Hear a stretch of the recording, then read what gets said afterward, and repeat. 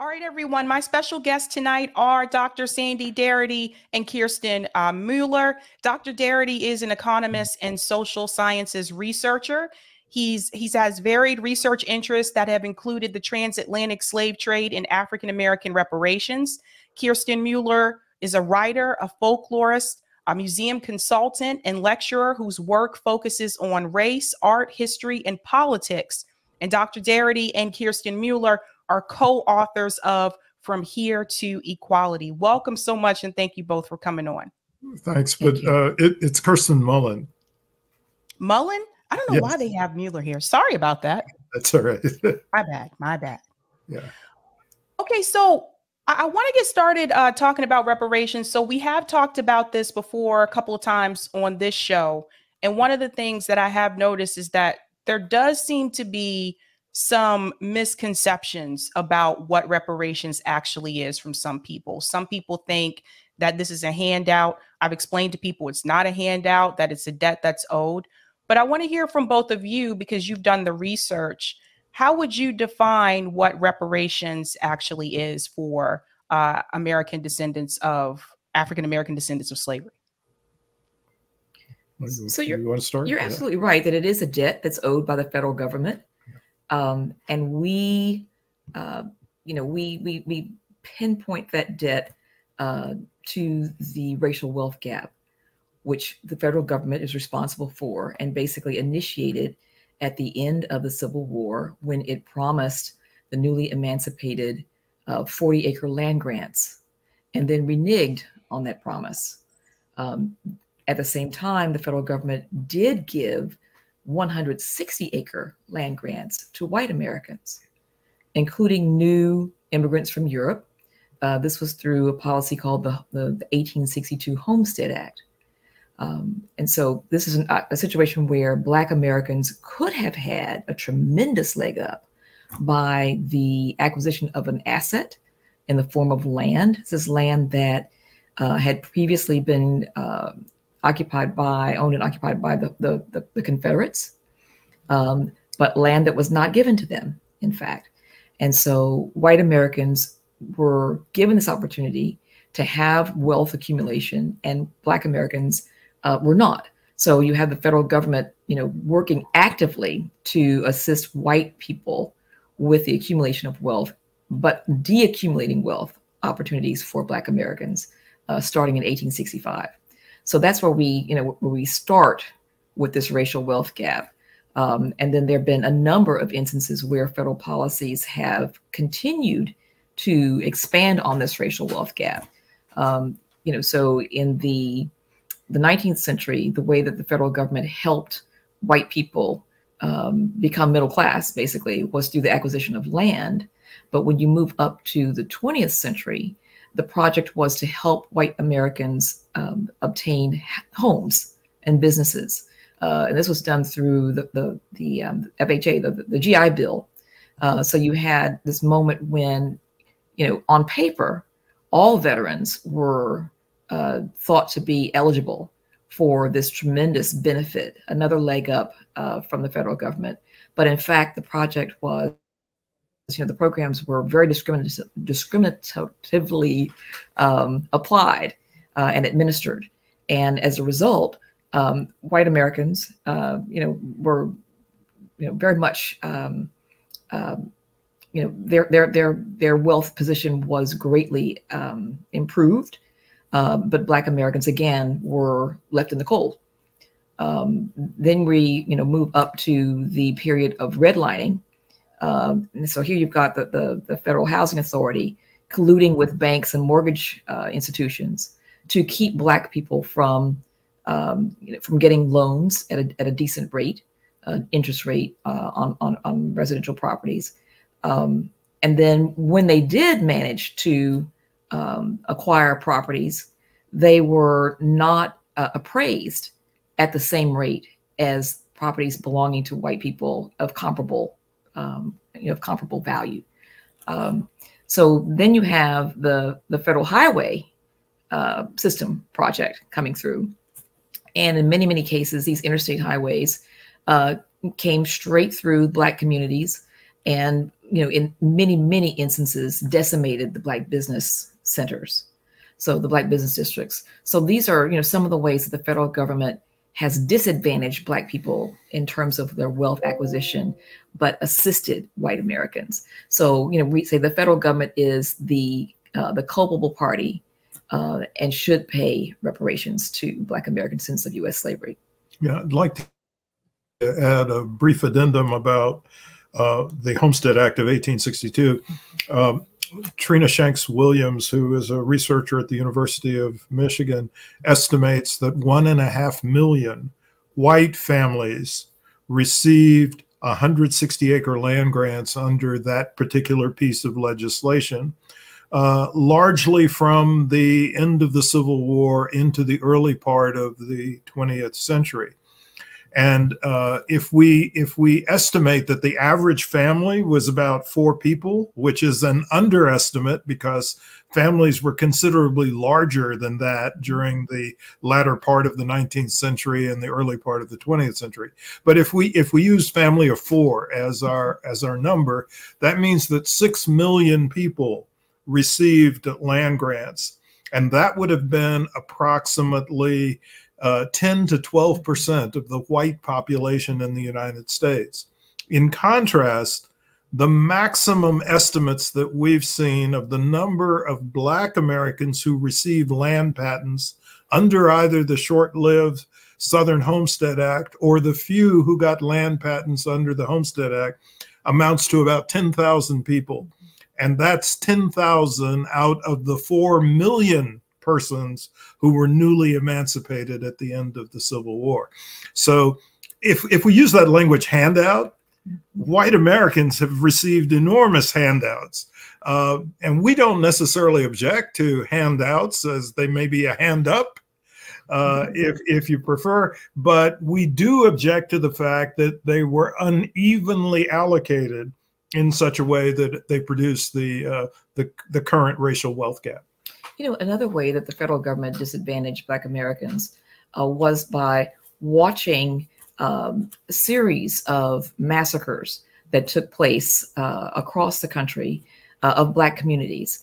And so we're talking about, you know, moments when Black people who were actively engaged in politics, you know, who were exercising the right to vote, or who were simply, you know, successful in life, you know, who had managed to acquire material wealth, were the targets of jealous white people.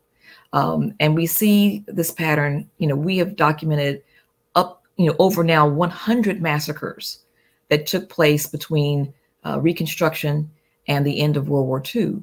You know, many of your audience members may be familiar with Tulsa, Oklahoma, the massacre that took place in 1921, largely because Donald Trump and Joe Biden both went to Tulsa during the 100-year anniversary. You know, and we often say, you know, somewhat cynically, in many ways, the reason why we know about these incredibly successful Black communities is that white people destroyed them. You know, people will say, oh, you know, Wilmington, North Carolina, was the first, you know, was the only coup, you know, the only place in the country where duly elected, you know, legally elected officials were removed from office. And this was in 1898. But we have documented at least 6 such moments when that happened. The earliest of which was in Coushatta, Louisiana, Colfax, Louisiana, 1873, Coushatta, 1874. And you know what we're seeing too is that there were, you know, basically playbooks that these white people used in these attacks. So we mentioned Wilmington, North Carolina, where, you know, massacre killed hundreds of Black people, and there was a mass exodus of the Black population. And for the next 60 or 70 years, the White Democratic Party, which in those days was more akin in ideology to the Republicans of today, they ruled for another 60 to 70 years. And the Black population just drops tremendously as a consequence of this massacre. But we learned that in Fort Bend County, Texas, which is near where my maternal grandfather was raised, in 1888, 89, so 10 years prior, the white people, the white Democrats drafted what they called a white men's Declaration of Independence. And they spelled out, what they were going to do.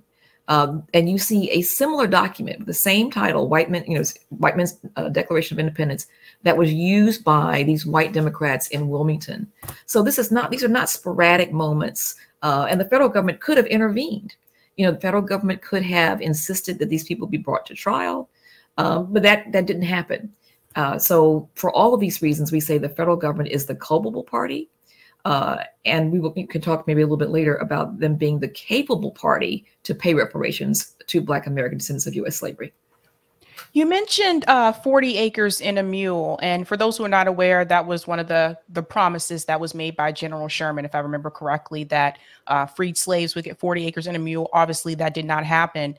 What do you think the equivalent of... It did begin, but only temporarily. So if you look at Sherman's Special Field Order number 15 and look at the territory that was designated as land for the freedmen, it would have been approximately 5.3 million acres of land stretching from the Sea Islands of South Carolina to northern Florida at the border of the St. Johns River. Now, what actually happened was about 40,000 of the 4 million folks who had been newly emancipated were settled on 400,000 acres, which is a fraction of the 5.3 million that was initially designated. And then President Andrew Johnson, who I think we both argue is the worst president in the history of the United States, which is quite an accomplishment. President Andrew Johnson reversed the plan for land reform for the freedmen. And so even that smaller share of 400,000 acres was restored to the former slaveholders. And I would just add that the 5.3 million acres in Sherman's Special Field Order was effectively a promissory note indicating that these 40-acre land grants would be made to all of the 4 million newly emancipated. But that's something that never happened. What do you think the equivalent of 40 acres in a mule would be today, if we're talking like dollars and cents? Well, I mean, it depends on what interest rate you use to try to come up with a present value estimate by compounding. But I mean, if you use 4%, then I guess you get into the vicinity of probably $200 billion. And if you use 6%, then you get closer to the $1 trillion range on the present value of the land. Wow. Some people, one of the pushbacks that has come up in reference to reparations, I have friends of all different races, nationalities. Some of my friends that are second generation or third generation immigrants in this country, whether their parents are from Jamaica or Haiti, they're curious as to why it would not apply to them. And from what I've read about reparations is that it has to be based on lineage. And I think the 14th Amendment, if it was just based on like skin color, the 14th Amendment, from what I understand, can come in and actually overturn it. But I want to hear from both of you, like, do you feel people who are immigrants from countries like Jamaica, Haiti, where should their reparations come from? For example, do you feel that their reparations should come from the UK or should come from France? Could you please explain a little bit about that? So absolutely. I mean, we absolutely believe that they have reparations claims that should be made, but not to the U.S. government. And as you said, if your forebears were colonized or enslaved by the UK, this will be the case for Trinidad, Tobago, Jamaica, Antigua, that claim should be taken to the UK. Haiti, as you mentioned, that claim should be taken to France. Now, that's a curious case because France forced Haiti to pay reparations to France. Yep. So not only should they get that money back, but they and the interest from it, but they should also receive reparations from France. But we're focusing on the descendants of the people who were promised and denied these 40-acre land grants. You know, this is when the racial wealth gap began, and it has continued. We're also talking about folks whose ancestors or themselves lived through Jim Crow. I mean, our lives began during Jim Crow. You know, we're talking about people who came to this country in shackles, not the population that came here voluntarily, you know, and in large measure because of what they saw that the slaves had built. You know, this idea that you come to the United States voluntarily because, and black and white people, you know, because of the incredible infrastructure that you see here, the opportunity that you see here. After you've been here for a while and the police begin to see you, we're talking about black people now, the police begin to see you as just another black person, that you then say, well, I deserve reparations, just strikes us as odd. You know, there's an organization called CARICOM that works to seek reparations for the nation states in the Caribbean. And they don't include Black American descendants of U.S. Slavery in their claims, nor should they. But the reverse is also true. Black American descendants of U.S. slavery should not be compelled to include, Black people from across the diaspora in their reparations claims to the federal government. What do you say to people who are, and I'm going to go back to Haiti because this tends to be the country where they are experiencing a lot of struggle and turmoil. If we go back to President Woodrow Wilson, for example, he actually intervened, sent the U.S. Marines into Haiti, intervened, took over their businesses and their banks. And people in Haiti have been struggling like ever since. What do you say about people who are coming to the U.S. from Haiti? For example, the Haitian migrants that tried to come through last year after Joe Biden was elected, they were automatically, like, boom, just pushed out. Some would argue that the reason why they're coming here is because of the destruction that has been done by the U.S. government to their country. So the fact that there's no question that people are leaving because of the destruction that's been done to their country. But that leaves open the question as to where they choose to go. And it's not necessarily clear that the only option is the United States of America. And to the extent that that's not clear, it means that there's an element of choice in choosing to come here. And I think the issue for us is not a claim that people are not subjected to racism if they are Black and from other parts of the world. The issue for us is if you choose to migrate to a racist country, there is something really paradoxical about asking for reparations thereafter. If we decide that there is a legitimate claim of some sort for reparations, as opposed to some sort of redress through the legal system, then I think that would be a separate claim from the one that's being made by Black American descendants of U.S. slavery. I don't think it should be piggybacked onto the claim that's being made by the folks who are descendants of the persons who were denied the 40 acres of land in the United States. You know, when you migrate to a country, you migrate to its history and to its obligations. You know, what would this country be like if all of these immigrants said, you know, we're here because of what, you know, enslaved Black people created and what their ancestors built upon, and we're going to roll up our sleeves and fight for reparations for them. You know, how about that? I mean, just as Black Americans supported the anti-apartheid movement in Southern Africa and most anti-colonial projects throughout the world, we think there could be some reciprocation. I mean, as an undergraduate, a lifetime ago, you know, during the Pleistocene era, you know, I was a member of the African Liberation Support Committee, and we rallied, we marched, we raised money.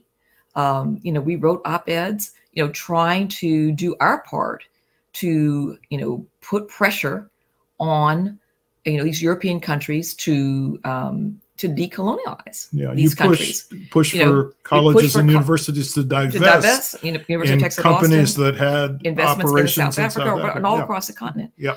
What if the African nation, if the African Union or individual African countries would say, we'll no longer allow the United States to put another, military base in our country until Black Americans since U.S. slavery get reparations.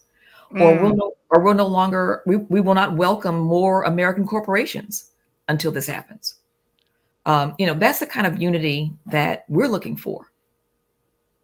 Those are all good points. In reference to lineage, I think a lot of us that are African Americans in this country have a difficult time tracing back our lineage. Like, I know for me, I can only go back to like my great grandparents. Before that, I don't know. I don't know. I can't find anything before that. How can people, or what do you feel is one of the best ways that people can find out if they are a part of, African-American descendants of slavery, for those of us that have struggled to find that information? Well, let me just ask, when you say you can go back as far as your grandparents? My great-grandma. Your great-grandparents. Which census do your great-grandparents appear in? The U.S. The earliest census. The earliest census where you find your great-grandparents listed. I just know it was like the U.S. I mean, my great-grandmother was still alive when I was a teenager. So. Yeah. But still, when was she born? Do you know? In Baltimore, Maryland. No, I'm saying when was she born? What year? That would have been 19. I honestly don't know off the top of my head. I'm embarrassed. I'm sorry. But a long time ago. When I was a teenager, she was already in her 80s, I want to say. Okay. So I guess, well, you can elaborate on this more than I can, but we just think that the quality of African-American genealogical work is so good now that if you had a professional genealogist working with you, you'd be able to establish your historical family connection to slavery. And I know that you know quite a bit more about this. More research tools are coming online every day. The entire Freedmen's Bureau records are now online. For example, you may be aware of Callie House, who was an early advocate for reparations for Black Americans of U.S. slavery. This is a woman who was born in 1898. Who was trying to make reparations happen in the No, she was working on reparations in 1898. That's right. You're right. She was born into slavery. I'm confusing her with Audley Moore, who was born in 1898. Yeah. And but one of her idea was this woman who was born enslaved, never had a formal education beyond the 6th grade, took in laundry for a living, supported her. She was a widow. Supported her 5 children through, her work as a laundry, a laundry cleaner. And so her idea was, white veterans from the Civil War received pensions. Why shouldn't the Black veterans receive a pension? And then she broadened that scope to include, all Black people who had been enslaved. But her efforts were not successful. But there have been people who've been trying to make this happen for a very, very long time. But Callie House, the federal government, which was constantly watching her and eventually puts her in jail. She served 1 year of her sentence, but the federal government's estimates were that she had, her organization had over 300,000 paid members. And so the membership forms included information, about your name, where you lived, your age, where you had been enslaved, the name of your enslaver, and if you had been enslaved more than once, if you had, that sort of chain of information, all of those records are in the Library of Congress. So that's another resource. But, I think the last 15 years or so have seen a proliferation of both these finding aids, but also the interest of people to learn to do this work. And I think if you were to connect with a professional genealogist, you might learn a bit more about your family. Yeah, and in the final chapter of our book, From Here to Equality, we actually sketch a plan for reparations, which includes a recommendation that the federal government establish an agency that would be staffed by trained genealogists to provide free services to any individual who is trying to establish a lineage claim. But I want to add something else. You know, people are very resistant to the idea of using race as a condition for eligibility for reparations because they are convinced that the court system will strike it down, just as it struck down affirmative action today. Right. But I think we need to have both a lineage condition and some condition that is linked to personal identity. Otherwise, you have the possibility of people who are currently living as white establishing that they do have an enslaved ancestor somewhere in their family tree, and then making a claim for access to reparations. So the lineage claim is not sufficient in and of itself. The race claim isn't either, because if you just leave it open to race, then you have a situation where anybody who is Black who has come to the United States would be treated as being eligible for reparations. So you need both. And so we talk about having the following set of standards for eligibility. Okay.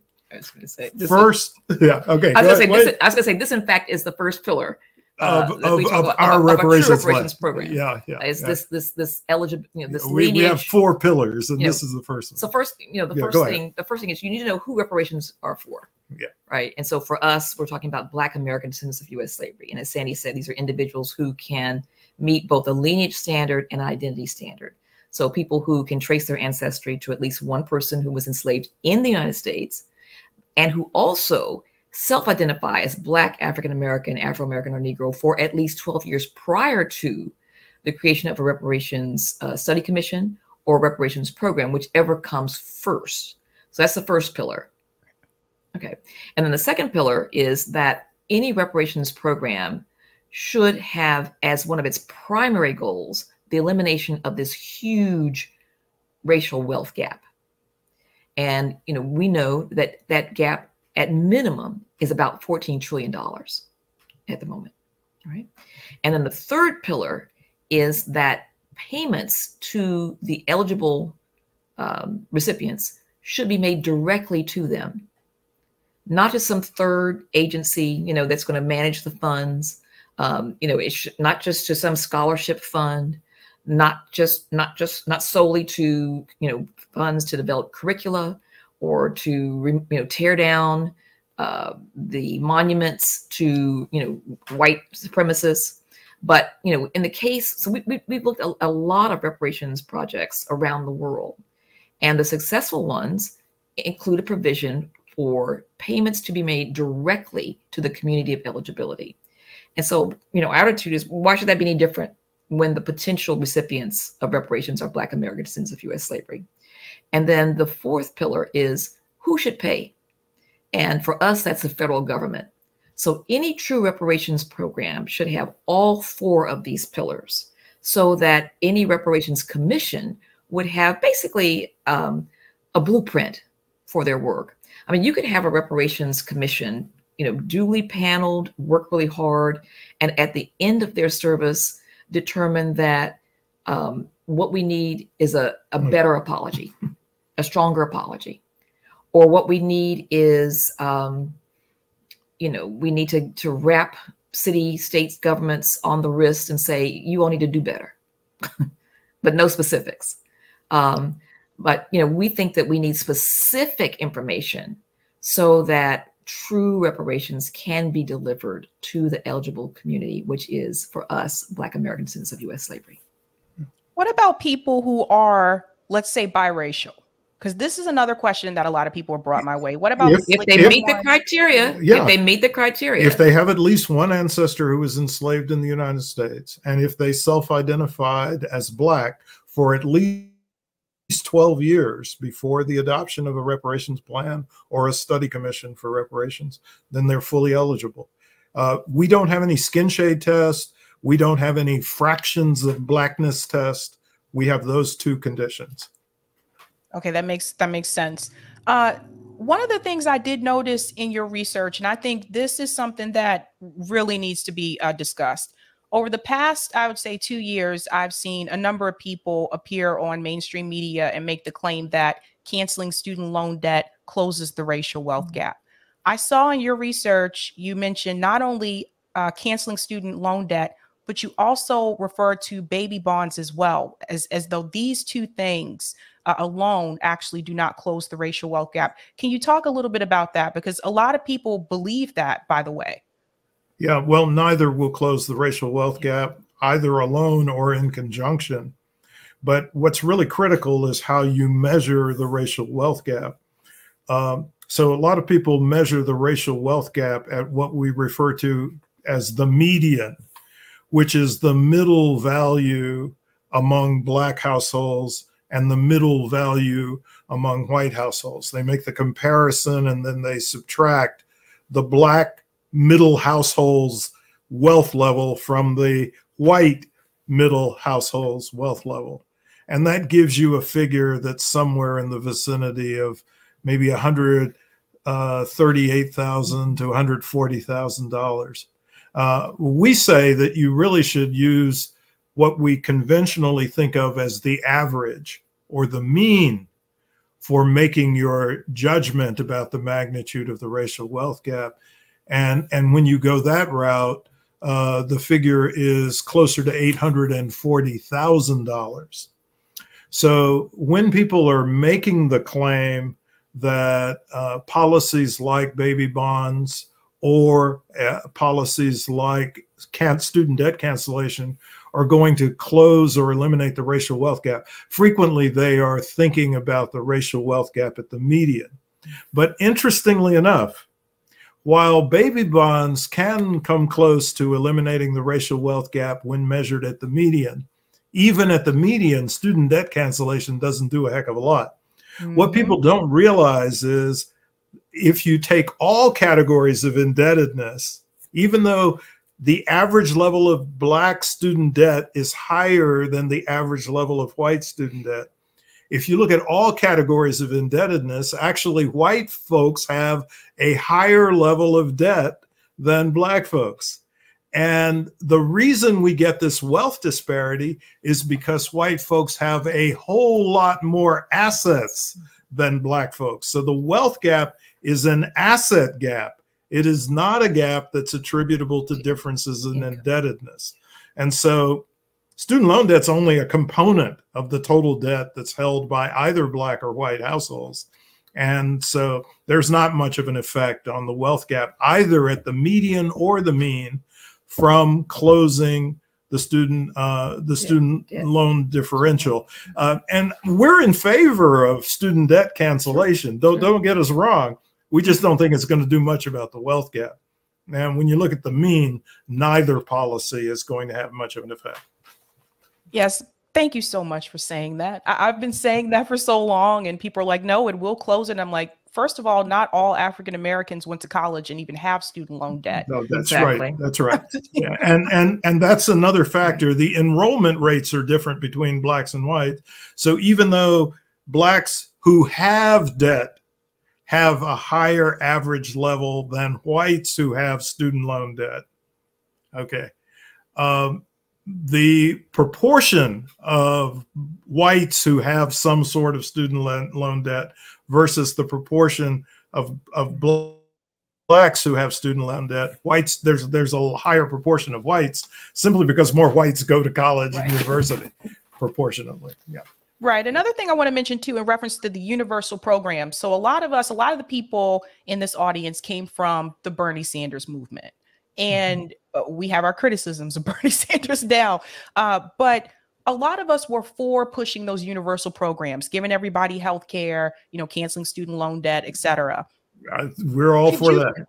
Yeah. Could you explain why even implementing those universal programs, it still doesn't put everyone in this country at an equal level? Yeah. Well, it can't. I mean, just the math. Okay.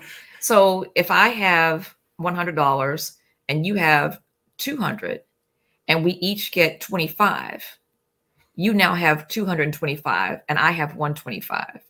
So we both moved up a little bit, but the gap is the same. Right. The gap is, that's what a universal program means. Everybody gets the same thing. Well, So, no, not always. Well, you can have a universal program that's not uniform. It has to be pegged to something. But universal, if it's universal, yeah, then everyone gets the same thing. Yeah. You know, but if it's means tested, then that's a little different.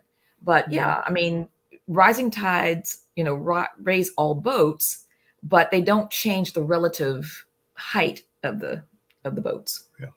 Yeah, and even if you have a means-tested program, it depends on what the magnitude is of the difference that between what you're giving persons in Group A and Group B, and there's no universal proposal I've seen, even with staggered payments, that would come close to eliminating the racial wealth differential. And as you've said too, you know, Sabby, everyone is not eligible for these programs. You know, like, we don't have any babies in our household anymore. Our college debt took us forever to pay it, but it is now paid. So, you know, relief of college debt would not help us. So, you know, there are all kinds of nuances to these programs that would, that make it impossible for everyone to benefit from them. What do you think in reference to strategy with implementing reparations, state versus national? Camilla came onto the show. She's a part of the California Reparations Task Force. They're trying to make things work there. Now, the state chapter of the NAACP came in and struck down the idea of giving Black people in California $5 million. They struck that down. It seems like they're trying to work on other things. But what do you think about some of these states and cities like my city, Boston, actually trying to do local reparation, you know, task force and seeing what they could do for people in their area? Do you feel like that's enough, or do you feel like it's a good start? What do you feel should be the strategy, state by state or national? So we go back to our 4 pillars. You know, reparations has as its central goal the elimination of the racial wealth gap. For us. This is in our thinking. No cities, no states have a budget sufficient to do that for their eligible population. Unless they have very few Black people. Maybe state of Utah. Maybe Utah could do it. And I don't know that Utah's motivated to do it. But any entities that have a significant population of Black Americans in U.S. slavery cannot afford to do it. So let's take, we may be able to dredge up our brains the Boston numbers. Well, let's take all of them first. Well, so there are 108,000 cities in the United States and 50 states. Okay. So all of them combined, the budgets of all of them combined, 108,000 cities and states and 108,000 cities and 50 states is less than $5 trillion. The racial wealth gaps elimination calls for $14 trillion. So you would need to take, 3 years consecutively, right, of all their total income, money that they use to run, to run their programs, to support their constituencies. 3 solid years back to back, all of the money going to reparations. That's not going to happen. They can't afford to do it. It's definitely not going to happen. It's an unrealistic thing. What we would prefer is that they, focus on issues that are specific to their locales, but call them racial equity initiatives. Can we reserve this term reparations for what we believe is a sacred mission, this federal program that would eliminate the racial wealth gap for Black Americans since U.S. slavery? Yes, we are delighted to see mass incarceration and over-policing of Black Americans across the country stop. We would be delighted to see the individuals who have been victimized by the police receive compensation for that. For folks who live near toxic waste dumps or who live, who are breathing every day the effluent from highway systems, to receive compensation for that. But these should be under, the cities or states' racial equity initiatives. This is different from reparations. There's a quotation from Malcolm X that we like to use like to refer to, he talks about, you know, if you stick a knife in someone's back 9 inches, you know, this is a horrible thing, right? So this would be, you know, slavery, nearly 100 years of legal segregation, and then all of the atrocities and harms that Black people have endured since the Voting Rights Act up to this moment. So if you pull the knife out 3 inches, okay, so perhaps this is dealing with eminent domain cases in your town or state where Black people were disproportionately victimized, you know, did not receive the value of their homes, did not receive sufficient funds to relocate. So that's pulling the knife out 3 inches. Then maybe you pull it out another 3 inches and you say, okay, now we're going to talk about the life expectancies of, you know, Black Americans of U.S. slavery versus white Americans. And we're going to compensate Black people, you know, for the discrepancy.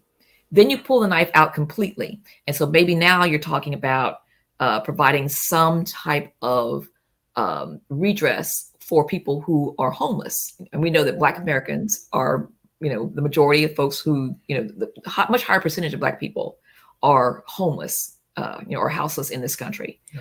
So the knife is out, but you still have this gaping wound, right? And the gaping wound would be healed by reparations. So you need both. We need to have the knife pulled out, you know, dramatically. And that would be this full array of programs that cities and states could offer to Black American descendants of U.S. slavery. But then reparations would be this federal piece, this federal program that's separate from that. We need both. Yeah, and the cities and states are actually constrained in terms of how much they can fund with respect to this process that Kirsten is talking about of pulling the knife out. Because if they provide monetary compensation for the harms that have taken place within their borders, if you are comprehensive in covering all of those harms, and if you assign the requisite amount of money to them, you will be in another situation where the cities and states don't have the capacity to fund it. Cities and states are constrained by their tax revenue in a way in which the federal government is not. They have to balance their budgets, basically, or over time. Yeah. But the fundamental issue for the federal government in terms of what limits its spending is the danger of inflation or high inflation. And so we spend some time in the final chapter of our book talking about ways in which a federal program of reparations might be conducted so that you reduce the inflation risk. But the federal government is not constrained by taxes because it is a sovereign issuer of the national currency.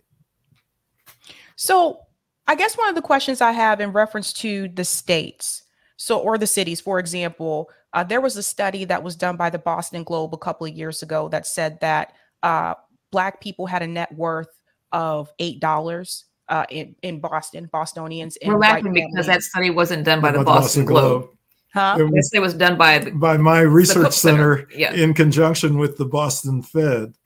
Really? Yeah, that's our study, The Color of Wealth in Boston. Yes. They average. Okay, I'm going to say something about that. Anyway, because that's how they reported the study in the Boston Globe, but they were not the source of the data. Aha. So anyway, I'm going to say something about that. But anyway, they said that, you know, like white families had a net worth of over 200,000, things like that. $40,000. Yep. Yep. Yeah. So the new mayor of Boston, Mayor Michelle Wu, like she's already made this announcement that they have this reparations task force and they're going to close this gap. One of the things I heard you say that the states are constrained by how much funding they have. Can't they resolve that by having a public bank? A state level public bank? Well, for example, like we've had a couple of people come on the show that are really into public banking. They've talked about it. So like, for example, I'm an advocate of public banking. We already have a public bank. That exists. The Federal Reserve Board is a public bank. It doesn't provide client services, but I'm in favor of there being a federal banking system that would provide client services in competition with the private sector. but I don't understand what it means in terms of having state level. So for example, like municipal level banks. I'm yeah, not sure. So the Bank of North Dakota, for example, is a public bank. And one of the things that has been argued before by multiple people on the show is that the example of Medicare for all, people saying you can't do it through the states because the states still have to get the approval of the funding from Congress, right? Well, one of the ways that has been argued that you get around that is by having a public bank. So if that's the case, then a state like where's the money come from? The public banks at the state or local level would not have the authority to issue the national currency. But for example, like because they're creatures of local government. But I guess what I'm saying is, like, when we've talked to people who are from like North Dakota, they have been able to do things and get around like implementing like certain policies that do cost, and they not having to think, well, how are you going to pay for it? And what they've told us is that they've been able to do that because they have the Bank of North Dakota, which is a public bank. Well, unless that bank can issue the United States dollar on an independent basis, ultimately their banking system is functioning by deferring indebtedness to a later date. Well, Roger asks, Dr. Darity and Mullen, and Dr. Mullen, what about reinstatement of the Freedmen Bureau Bank? Well, if you can make sure it doesn't collapse or be corrupt, make sure that the board of directors don't make loans to their friends that are under collateralized. Yeah. You know, I don't know how you guarantee that. You know, my family on my mother's side actually lost money in that bank, and that's why a lot of Black people don't trust banks to this day. So, you know, I think you still have some of the same problems. Yeah, I think at the time, 60,000 depositors lost about $3 million. Yeah, so very interesting. Well, I have one more question for you. One of the questions that's come up is, I want to make it clear to people that reparations is not paid for by taxes. That's another thing that people are saying, like they don't want their tax dollars. It doesn't have to be. And that's why it has to be a federal project. What about the corporations? Because this is another question that people constantly like bring my way. Some people feel that not just the federal government, but some people feel that the corporations should also pay reparations because they were able to profit off of slave labor. How do you feel about that? If they want to do it voluntarily, sure. You know, but the thing too is corporations by themselves cannot afford to pay, cannot afford to retire to eliminate the racial wealth gap. I mean, let's think about this for a moment. You know, say you had a group of, corporate CEOs and their boards who decided that they were going to contribute to a fund to retire the racial wealth gap. And they, in a rotating basis, put $1 billion a month into that fund. It would take a millennium for them to donate $14 trillion. It's a huge sum. It's a huge sum. Now, what they could do is use their money and their muscle to petition and lobby Congress for true reparations for Black Americans since U.S. slavery. So could the states and localities. So some localities do the same. And they could do that while they're doing their whatever other programs they're doing. Yeah. They could hire a first-rate PR firm and blanket the country, with information about, what reparations is and should be, and push for it. I think about the efforts that many people around the world were engaged in to pressure South Africa to end apartheid, and also to pressure European countries to, to release their hold on, all these African countries and Caribbean countries. It was all about money. It was all about money. The goodwill piece came after, right? But if corporations would say, we're going to use our muscle to help make this happen, that would be huge. That would be huge. So there is a role that they could play. People like one of our heroes, Mary Frances Berry, who advocated for this super fund of corporations that would contribute monies, to be used for reparations. They can't afford to make true reparations happen, but there's a lot that they could do to use their influence, to use their time and their connections to forward and advance the cause. Now, there is something they could do, that they could afford to do, that would be significant, but it would not be reparations per se. But the HBCUs. Yes. Yes. They could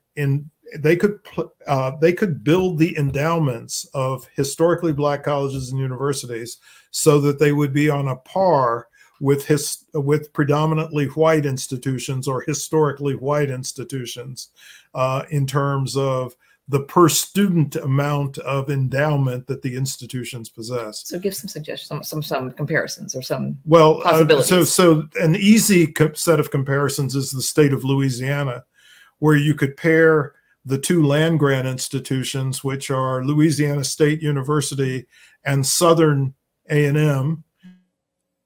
You could pair Tulane with Dillard University, two of the private schools. You could pair the Catholic schools, which would be Xavier and what's the Loyola yes. of New Orleans, right. And you could pair the two other universities that are in the state system. You could pair Grambling with the University of Louisiana. You could look at their per capita endowments, look at the difference, and the banking system definitely has the resources to make up that kind of difference, and they could do it throughout all of the states that have historically Black colleges and universities. So that would be a project that's feasible. It would be a project that's useful, but it would not be reparations. Final question. The Japanese Americans that received some sort of reparations, those that were in the internment camps, that was approved and done by the federal government under Reagan, I believe. So why was it that the federal government seemed to have no issue with doing that for Japanese Americans that were part of the internment camps, but when it comes to African Americans, this is always, I know there's a bill in Congress. I've heard Clyburn been pressured on this multiple times, and he's starting to get kind of angry when people ask him about it now, but that bill's been there for 30 years. Why hasn't there been? That's not a particularly good bill. Yeah. We're not going to get reparations if that bill is legislated, or we're not going to get true reparations. But I'll say one thing, though. The Japanese Americans redress effort took decades. It wasn't a quick fix.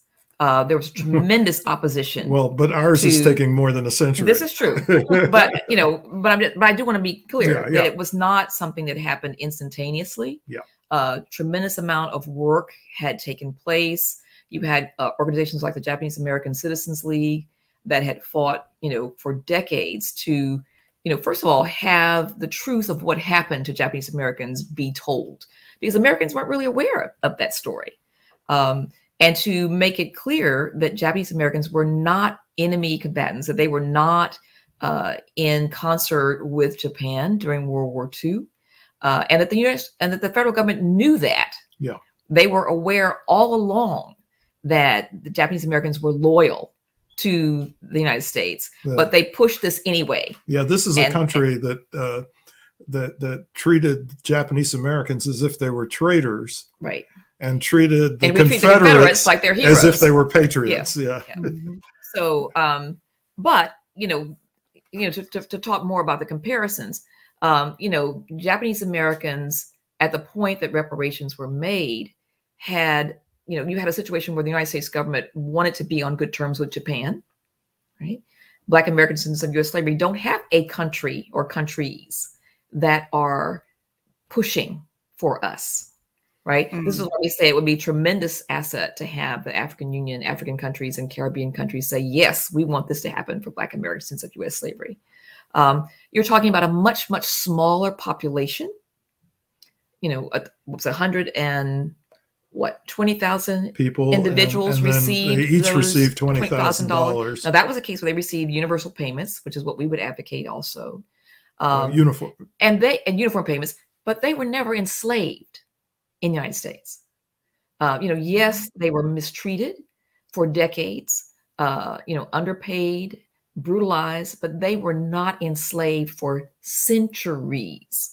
So you can't really, you're comparing apples. You're not comparing apples to apples here. Well, there was also some serendipity, right? Because because it turns out that one of the key relationships that moved the conversation significantly along, you had Alan Simpson, who was a legislator in Wyoming. Senator from Wyoming, as a child, was in the Boy Scouts, right? And he lived near, is it Heart Mountain, I believe? Yeah, I think so. One of the internment camps, and Norman Mineta. He met Norman Mineta. Norman Mineta's family was interned there, and they were scouts together, and came together in a jamboree. So they're like, I don't know, 8, 10 years old, but they meet. And stayed in touch somewhat, but then many years later, they both find themselves, in these elected positions, and this conversation comes up, and so it was just incredibly. Simpson's a Republican. He's a Republican, and Republicans were the ones who pushed this through. Mineta also Republican. No, Mineta was a Democrat, but it meant that they had bipartisan support for it. Yeah. But it is true that Republicans were the party that pushed that through. Interesting. Well, thank you both so much for coming on. I'm pretty sure you've educated people a lot here tonight, and thank you so much. Thank you. Thanks for having us on, Sabby. Take care. Take good care. Bye-bye. All right, guys. That was Dr. Sandy Darity and Kirsten Mullens. They co-wrote the book From Here to Equality. Thank you so much for that, Eric. From Here to Equality, Reparations for Black Americans by William A. Darity and Kirsten Mullens. Definitely check that out, guys, if you get a chance to do so. Thank you, Deneen says, I really appreciate Sabby bringing Dr. Mullens and Dr. Darity on her program. Thank you so much, Deneen. Thank you.